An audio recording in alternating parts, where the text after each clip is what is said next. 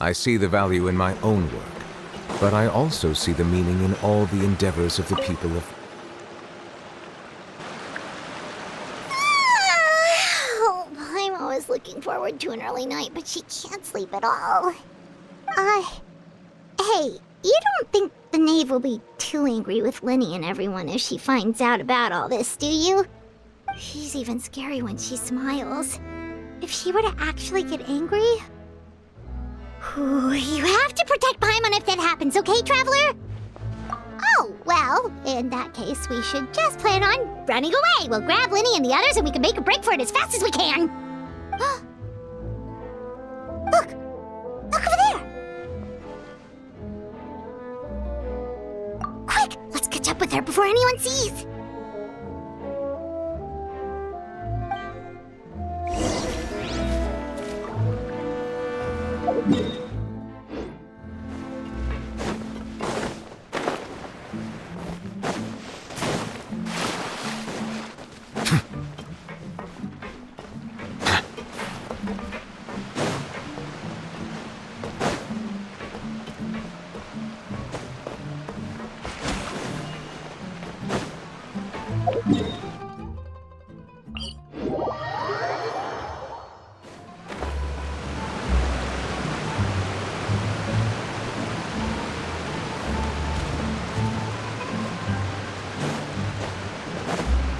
Over there!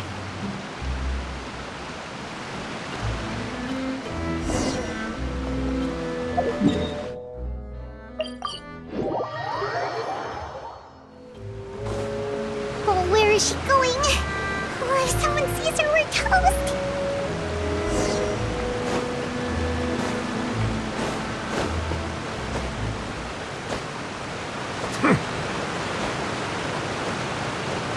Oh, look! She stopped!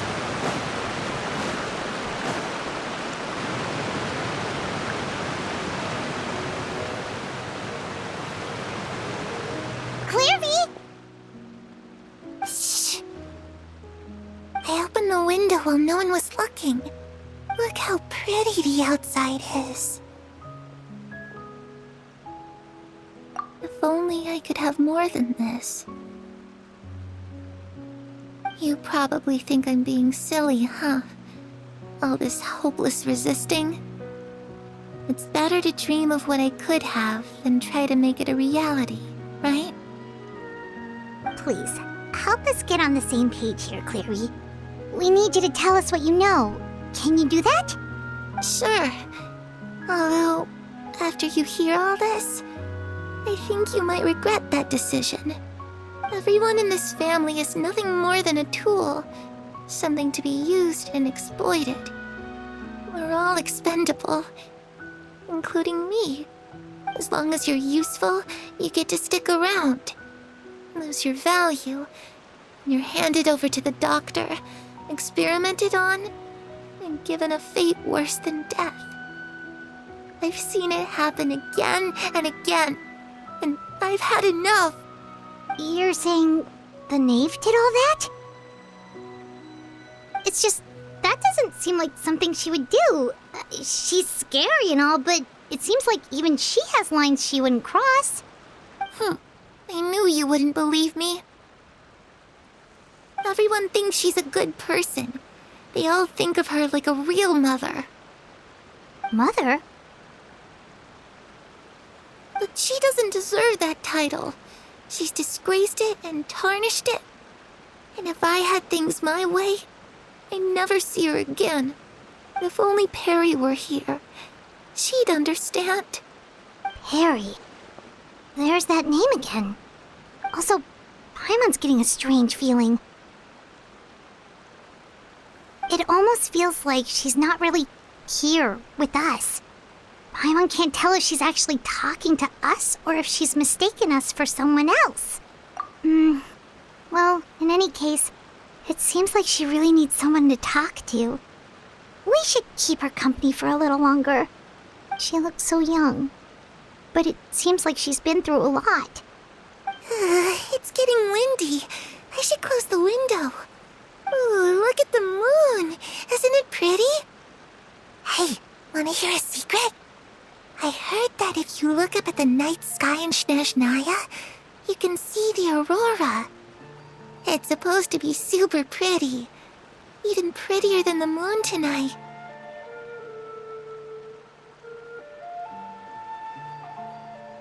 Perry and I promised each other that once we're older, we're gonna go see it together.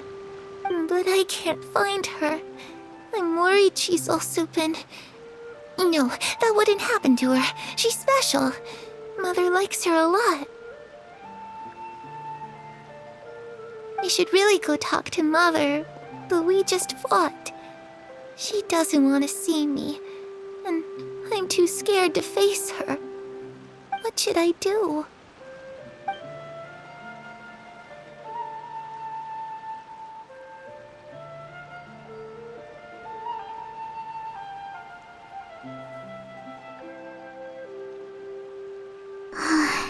Paimon really doesn't understand what's going on with her. Well, let's head back. We've got an early morning tomorrow.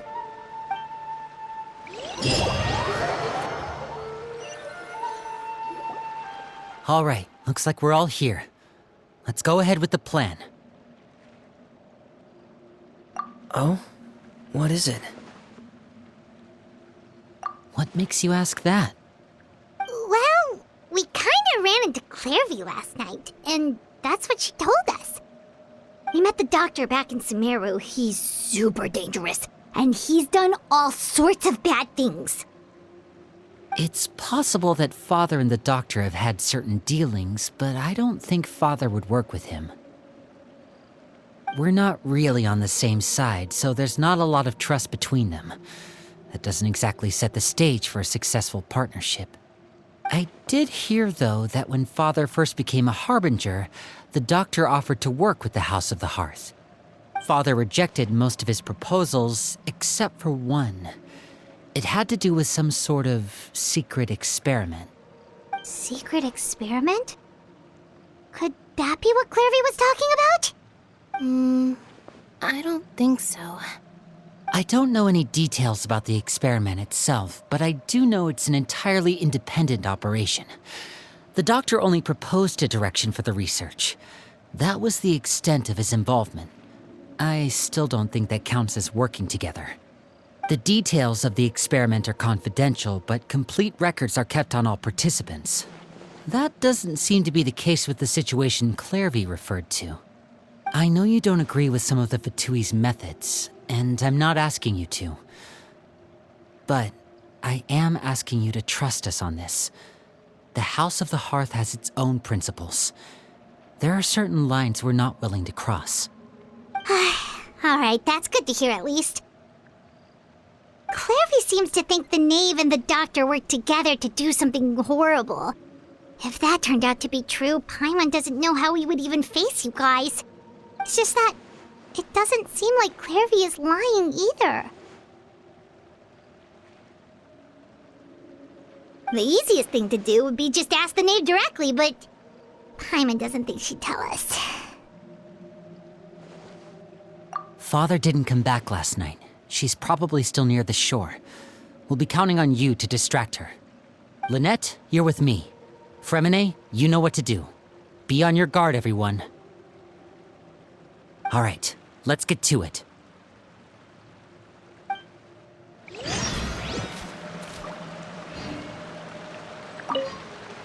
Where are we going today? Let's try somewhere further away this time.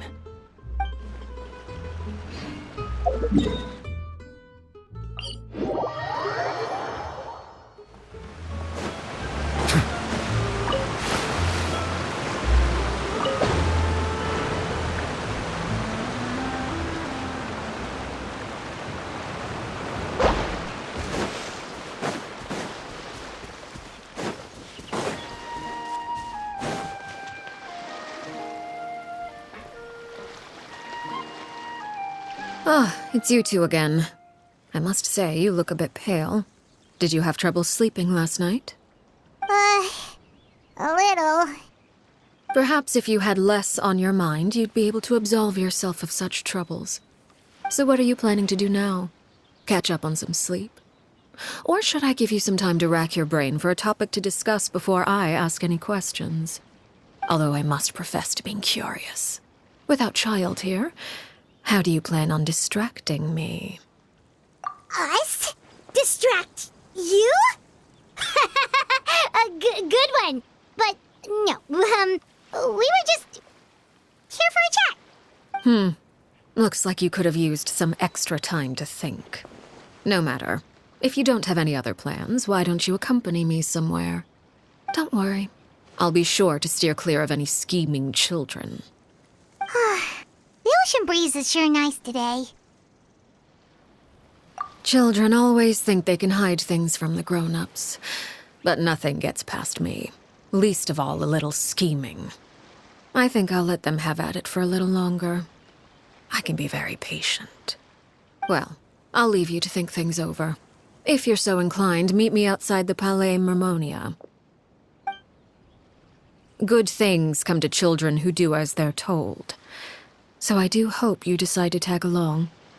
If only for your friends' sakes. What should we do?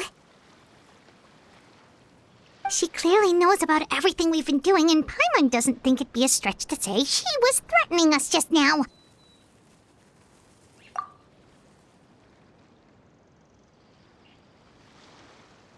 Oh, good idea. Hopefully he sees it in time. Well, we should probably head to the Palais Mermonia. Paimon doesn't want to find out what happens if we don't show up. Based on what the knave was saying just now, it sure didn't seem like it'd be anything good. Okay, then we probably shouldn't keep her waiting.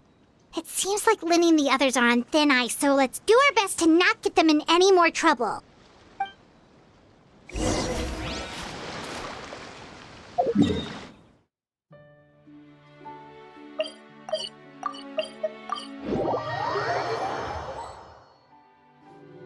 Seeing as we still have some time before my meeting, we might as well enjoy some pleasant conversation while we wait.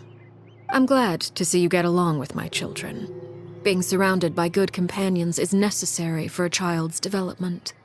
You're not planning on doing anything to them, are you? I assume you're referring to Linny, Lynette, and Fremine. Although, there's that situation with Filial and Nentoy as well. It appears quite a few people have been acting out lately. No matter. I'm not one to discriminate. All those who betray the house meet the same fate. There are no exceptions. Does that mean you're going to kill them? Oh, are you here to beg for their lives? I'm sorry to disappoint, but the rules of the house change for no one. In my organization, everyone is responsible for their own actions. But don't you care about them at all? They really respect you. They even call you father. You must feel something for them. Any organization in which feelings come before principles is one destined for ruin. The House of the Hearth is hardly an exception. You could say our principles are more stringent than most. Perhaps I can offer you this consolation at least. As our guests, you two will not be held accountable along with them. I would imagine Linny, Lynette, and Fremine will be able to keep their lives. As for Filial, Nentoy, and the others, I'm afraid there's little I can do. They can try to escape, but once you know our secrets, there's no getting out alive. But that's awful. Ah, you seem concerned. Out of consideration for my guests, I suppose I could turn a blind eye for a little longer. If Linny and the others manage to dispose of Clairvy in the meantime, all evidence of their wrongdoing will be lost. In that case, I could hardly punish them for something I couldn't prove. If their efforts are unsuccessful, on the other hand, all will be held accountable, and the punishment will be severe. Of course. Oh, and here, I believe this belongs to you. Do try and keep better track of it next time. It takes a considerable amount of time to train a bird like this. It would be such a pity if you were to lose it. Permanently. Wait, where did you get that? Well, I'm afraid that's all the time we have to chat. Now, for the matter at hand. I asked you to meet me here because I have business at the Palais Mermonia.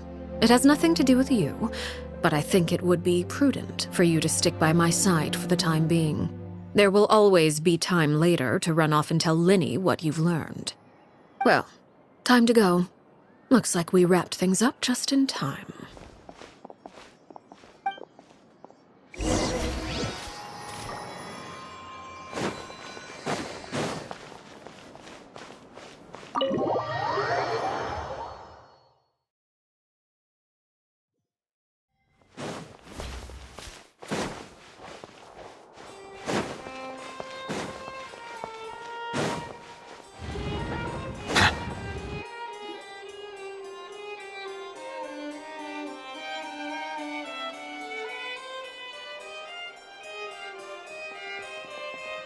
It's been a while, Monsieur Neuvillette.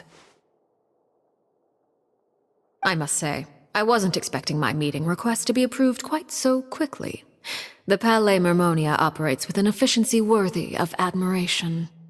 It is only right that an esteemed diplomat such as yourself should be afforded the proper level of respect.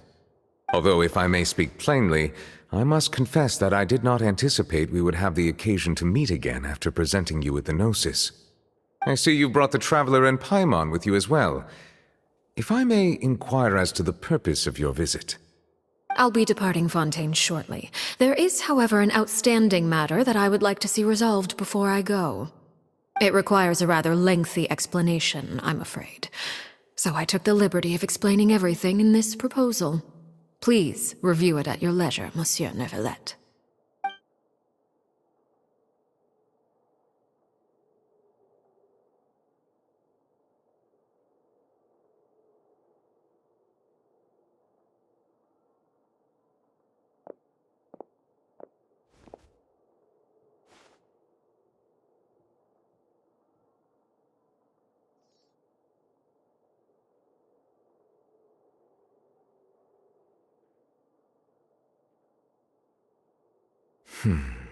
I understand your request. However, at the risk of causing offense, I must admit that I fail to see why you would wish for such a thing. I heard you have a certain fondness for water tasting, Monsieur Neuvillette, so allow me to use water as an analogy. A family is like a large body of water with countless rivers flowing in and out. As someone who watches over this system, I would hope that each river that flows from the source will eventually reach the ocean. Of course, objectively speaking, I know this is impossible. Most of the rivers will dry up along the way, disappearing into the ground and leaving nothing but a barren riverbed behind. Not all rivers are destined to reach the ocean, but I would not see their existence rendered meaningless.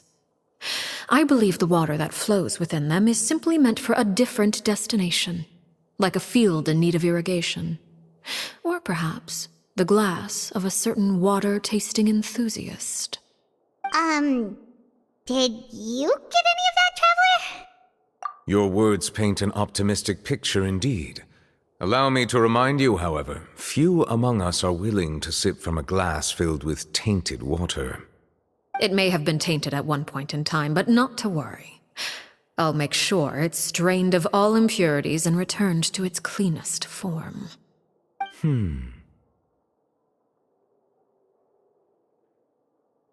I seem to recall there being a transactional aspect to your proposal. Perhaps you could expound on that? If you accept my proposal, Monsieur Neuvillette, I will gradually withdraw my forces from Fontaine. And, unless absolutely necessary, I will no longer carry out any special missions within Fontaine. I presume I can take your words to mean that, in the future, cases similar to the Tartuffe assassination will cease to cross my desk? Tartuffe? Ah, that thief who embezzled funds from all those charities, you mean? My deepest condolences to his family, but without any evidence, I cannot imagine how the House of the Hearth might have been involved in his passing. Of course, if you accept my proposal, Monsieur Neuvillette, I'm sure certain measures could be taken to reduce the frequency of such troubles.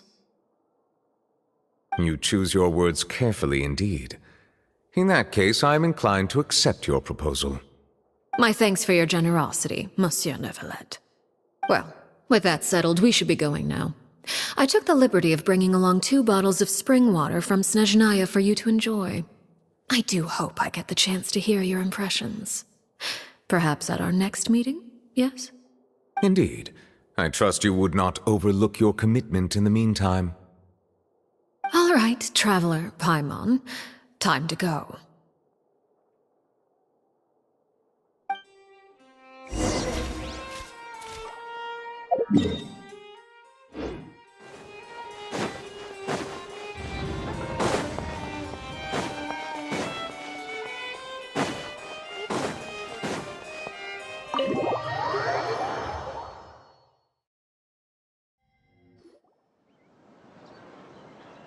So, what exactly were you talking about back there? Paimon only heard you mention some rivers, a large body of water, and then some kind of irrigation scheme. You really want to know? I would imagine there might be more pressing concerns at the moment. Lenny, Paimon really hopes everything's going okay.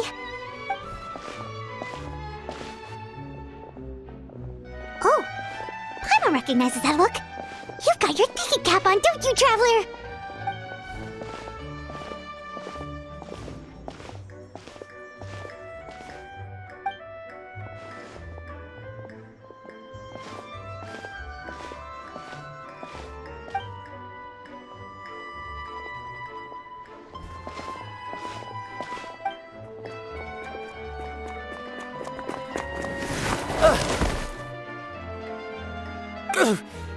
Oh, shoot. Are you alright? Oh, jeez. I'm so sorry. I was so focused on selling these papers, I wasn't looking where I was going. Well, let me make it up to you at least. Here, take this paper. On the house.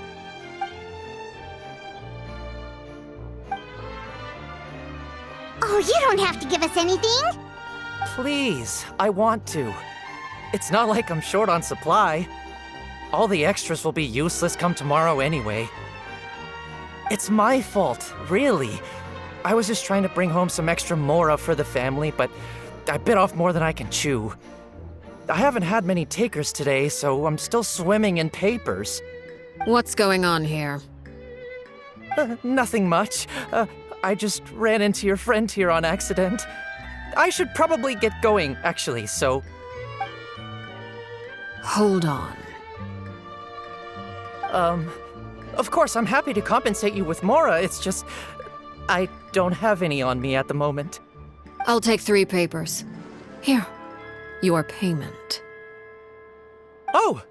Thank you for your patronage. May the Archons bless you with good fortune. If only I had the chance to run into such generous customers every day. I should probably just take on a smaller inventory though, right? I'm getting married soon, so sometimes it's hard to not get ahead of myself. Anyway, I should head out. Goodbye! Well, now that my affairs are settled, we should take the boat back to Poisson. We've even acquired some light reading to enjoy along the way. Actually, why don't we stick around for a little longer? Paimon just realized how hungry she is. She can't head back to Poisson on an empty stomach.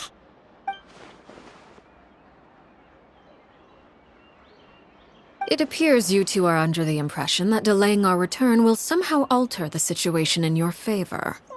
I'm sorry to ruin your fantasy, but your efforts are meaningless.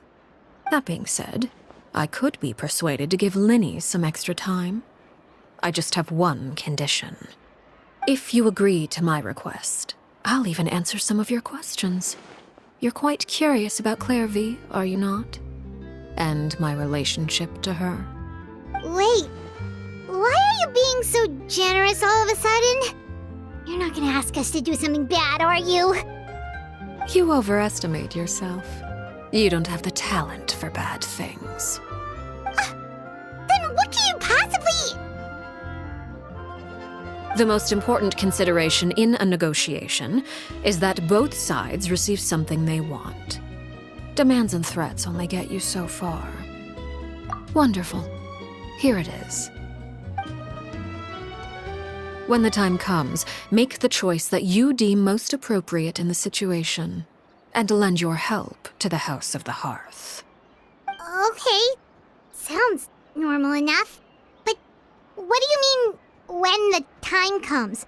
When is that supposed to be? That is for you to decide. Then we have a deal. Follow me.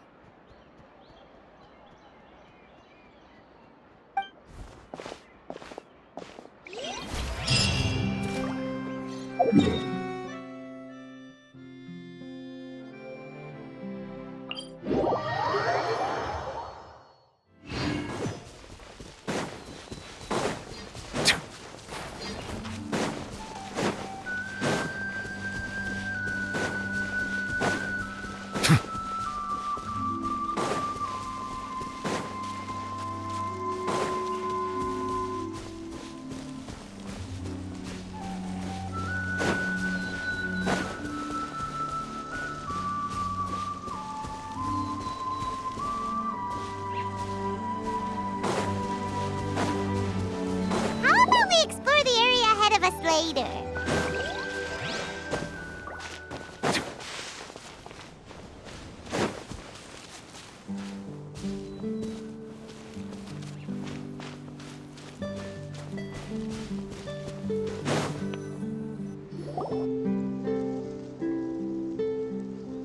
What is this place? Somewhere long forgotten by everyone. It used to be a grand building. Now it's nothing more than a pile of rubble. No one comes here anymore, nor does anyone care about what once happened here. Although, this place does have something to do with the story I'm about to tell you. It was before I became a Harbinger, and before Linny and the others joined the House of the Hearth. Due to certain events, I first killed Clairvy and then her mother. And this is where it all happened. You were the one that killed Clairvy?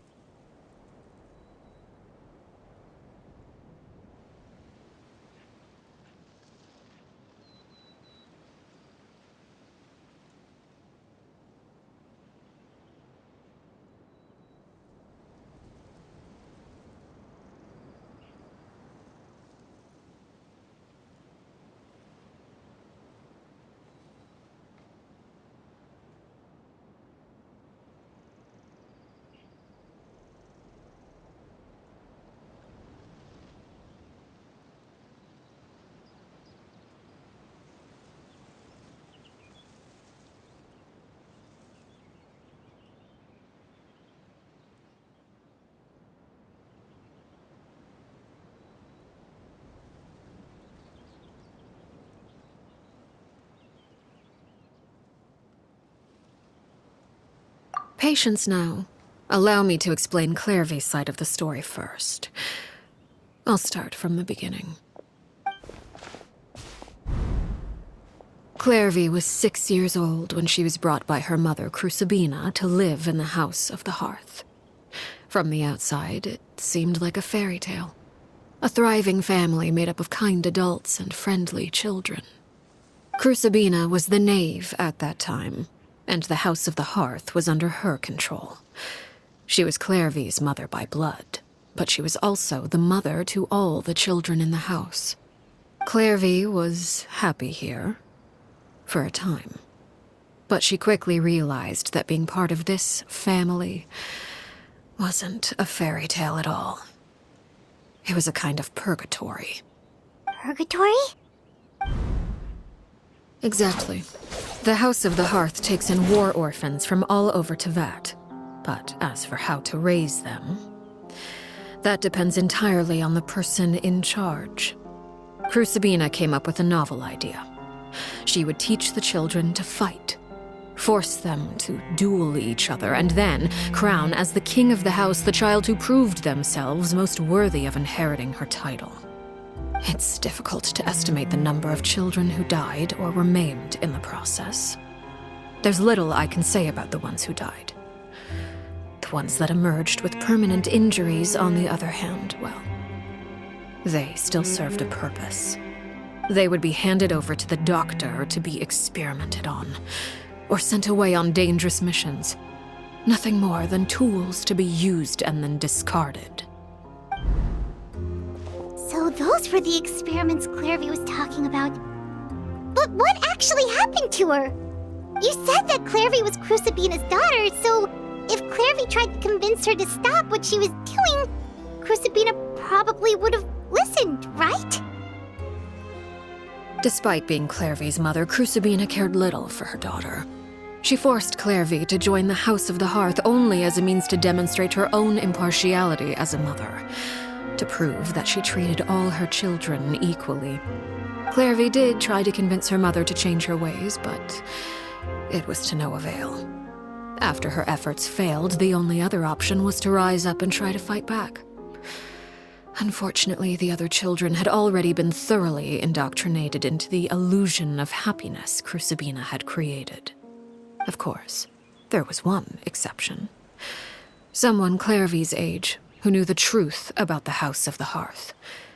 Her name was Peruware. Wait, the friend that Clairvy mentioned? Friend, huh? I suppose we can call her that for now. Clairvy was a cheerful and passionate person with a tenacious spirit. Peruware, on the other hand, was rather cold-blooded. Her cold-blooded nature allowed her to see through Crucibina's facade. Yet, it was also this cold-bloodedness that prevented her from acting against it. At least at first. While Clairvy longed for freedom, Peruware was convinced that, amid all the fighting and violence, she would make it until the end. Despite their differences, the two became fast friends, united by their knowledge of the truth. Clairvy told Peruware that she hoped to create a real family, where no one would be killed or sacrificed. There may have been a certain naivete to her ideas, but Clairvy proved her determination many times over. She tried countless times to run away, ask for help, or expose the truth. But her efforts only earned her beating after beating. The only thing that kept her going was her strength of will. Even with her body racked with pain, she would still stand on her tiptoes and open the window at night. She and Peruware would look out at the moon together, a fierce longing for freedom shining in her eyes. Oh no. What happened? Her hopelessness resulted from a culmination of things. 10 years had passed. 10 years worth of failure after failure. She and Peruware weren't children anymore, but finding any chance to escape still seemed as hopeless as ever. It was during this time that Peruware suggested a new plan. If escaping was out of the question, why not take down the very person sitting on top of this throne of lies? Mother herself. Clairvy rejected that proposal. She claimed that, as a famous harbinger, Crucibina possessed an unimaginable amount of power. Trying to kill her would have an incredibly low chance of success. Clairvy never gave another reason, but Peruware could see it written all over her face. Clairvy still thought of Crucibina as her mother. Killing her own flesh and blood was a line she couldn't bring herself to cross. If she couldn't escape and fight back, then only one option remained. Precisely. Death was the only way that she felt she could be free. It happened during a duel. When she arrived at the dueling ring that day, her partner turned out to be none other than Peruware, the very person that had stood by her side all those years. It was a fierce battle, but ultimately, Clairvy decided to let Peruware end her life. From that moment on, Peruware's journey was one written in flames. When the rain finally came and washed it all away, there she stood, the sole victor in Mother's endless game of slaughter. A trail of corpses strewn across her path to success. It was the very result she had predicted 10 years prior. Even then, she believed she would make it until the end. She wasn't surprised by the fact that she emerged as Mother's undisputed heir. Rather, her success left her with an inexplicable sense of restlessness. She was unsettled. And there was only one thing that could quell that sensation. Perhaps you two would like to take a guess as to what it was? Crucibina, you mean? But...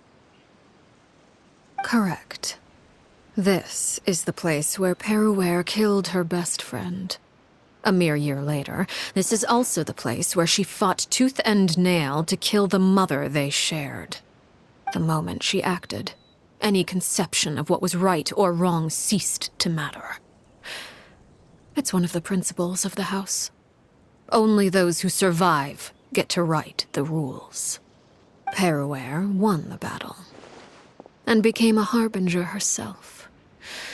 After which Her Majesty, the Tsaritsa, bestowed upon her a new name. Arlecchino. So the Perry Clairvy was talking about... It was you all along. You're Peruware. Arlecchino is just a name you got later.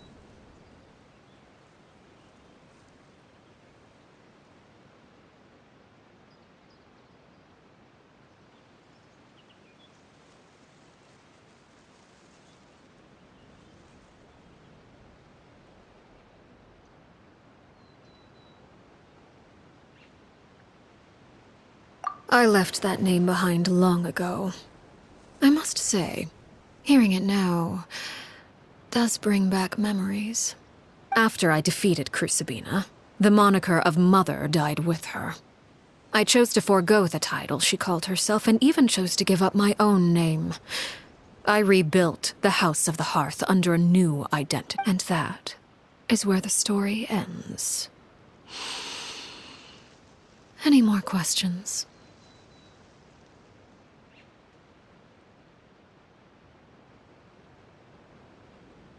Yeah.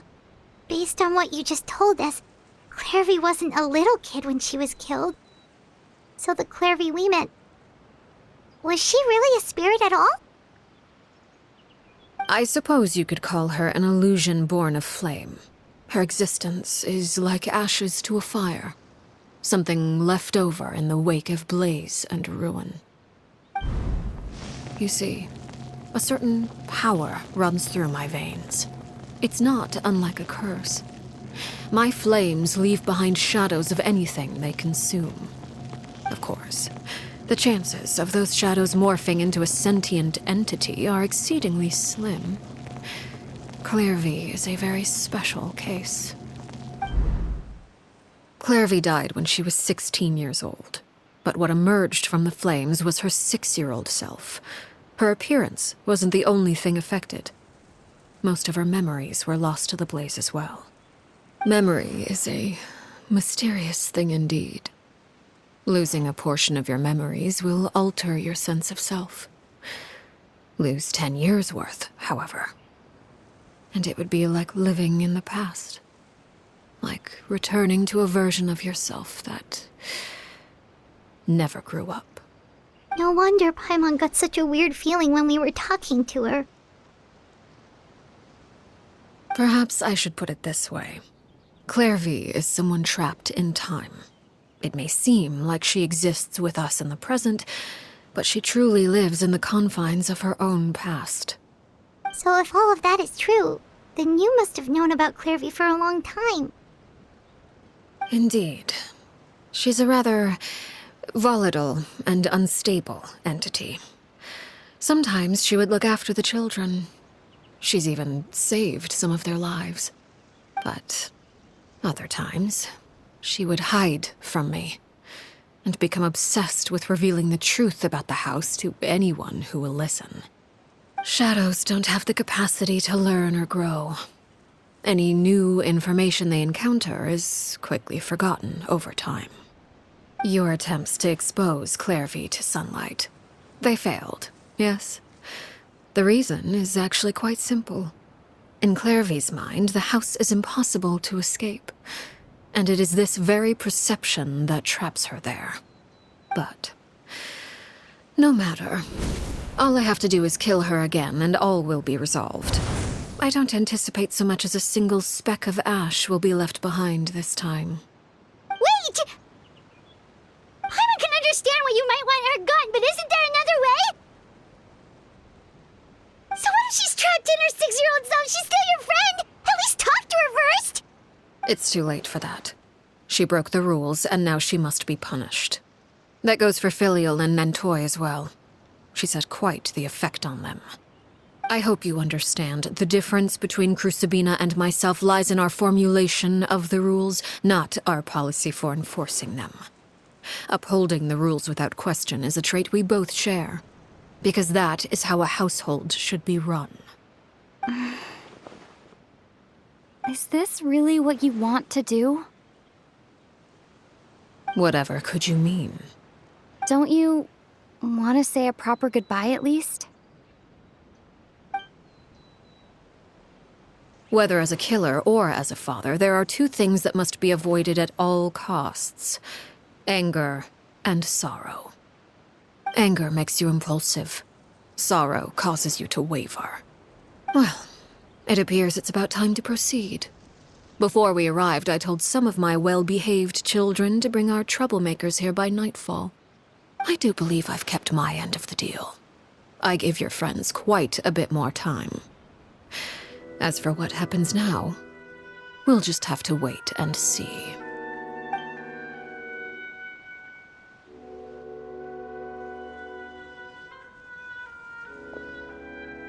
Here they are, Father. You gonna execute him? Seeing something like that would actually be a first for me. Lenny! I'm sorry. I heard about how you helped buy us more time.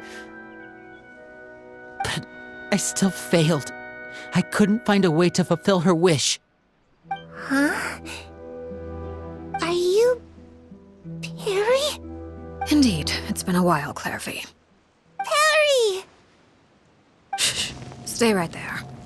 I'm sorry to postpone our reunion, but first I believe certain scores need settling.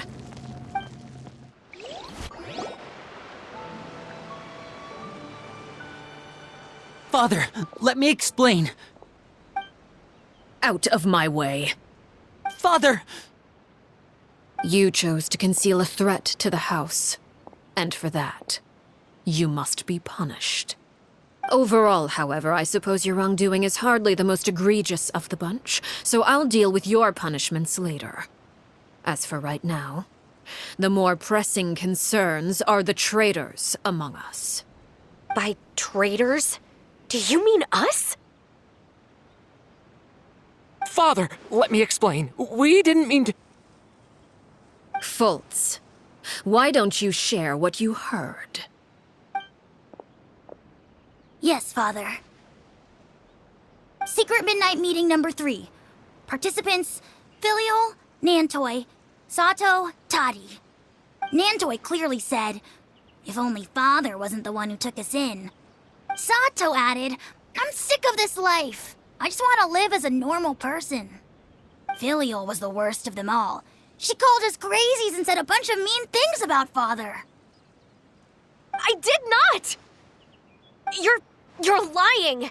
Fultz is trying to frame us. It's not like I'm the only one who heard those things.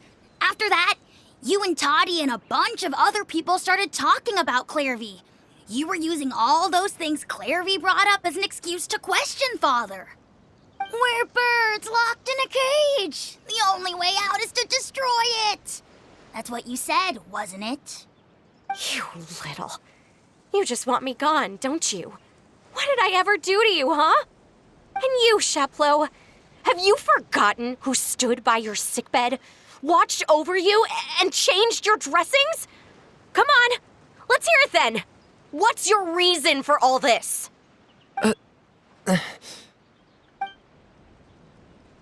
You're wrong, Filial. We don't want you to die. You're our family. Liar. You wouldn't be doing this if that were the case. So why? Why have you backed us into a corner? We all live in the House of the Hearth. You know the type of work we do, Filial. A single betrayal can cost dozens of us our lives. It's not like it's never happened before. That kind of thing is hard to forget. That's why the House of the Hearth cannot tolerate any form of betrayal. Ever since we came to Poisson, you've had 7 secret meetings. A lot of the things you talked about really crossed the line. You've been spying on us for half a month? Wait a second. Now that I think about it, the move to Poisson was just a way to make it easier to spy on us, wasn't it? Because we were all in one place. You've had this planned all along. Filial, Nantoy, I'm sorry. I owe you both my life. I owe Clairvy too. If it weren't for all your help after I got poisoned, I wouldn't be standing here today. If this were any other situation, I would do anything to repay that kindness, even if it cost me my life. But rules are rules. I'm sorry. My hands are tied. Why? Why? That's enough, Filial. We made a mistake, and we should own up to it. We broke the rules, plain and simple. And now we have to face the consequences. I'm sorry, Chaplot. Fultz. I'm sorry, Father. We accept our punishment. Chaplot, according to the rules of the House of the Hearth, how should these traitors be punished? All those who betray the house pay with their lives. And so it shall be.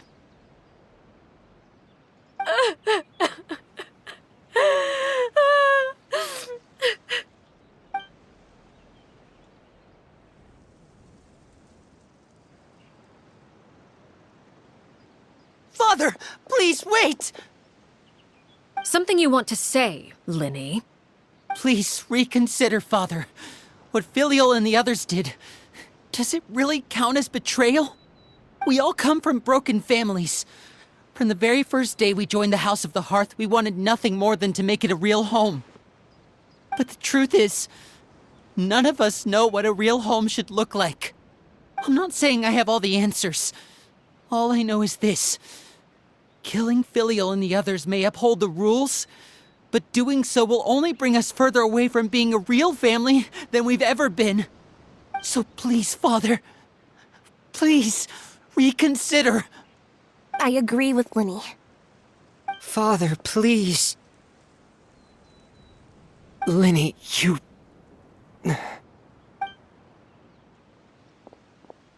I also agree with Linny.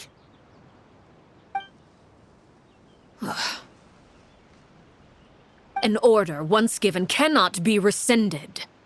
However, given the extent of your determination, I suppose we shall have to go about this a different way. Draw your weapons and face me. Our weapons? Father, are you referring to a duel? Precisely. The rules of the house will not be altered. Traitors must be punished.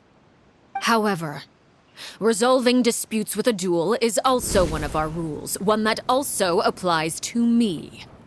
Demonstrate a sufficient showing of strength, and I shall offer a concession. Wait.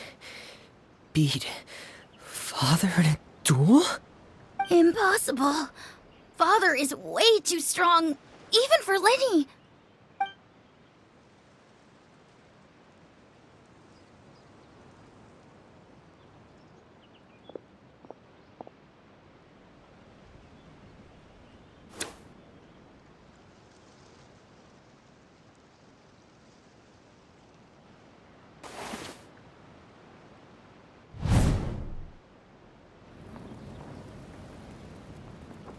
Did you hear that, Traveler? Lenny and the others have to duel the knave. What should we do? Can they really win something like that? If they lose, those people from the house are really gonna be executed. Hey, are you listening?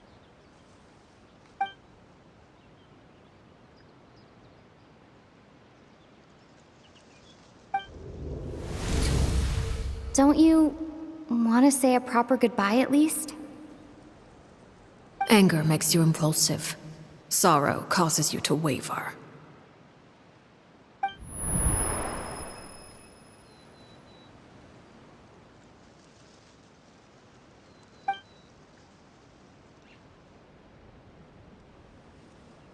Oh, looking at that expression on her face, she seems really serious about this. Guess that means there's no chance she's throwing the duel on purpose, huh?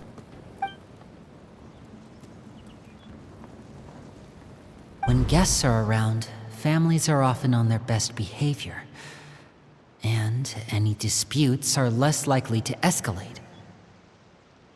When the time comes, make the choice that you deem most appropriate in the situation, and lend your help to the House of the Hearth. What's wrong, Traveler? Hey, where are you going? Traveler?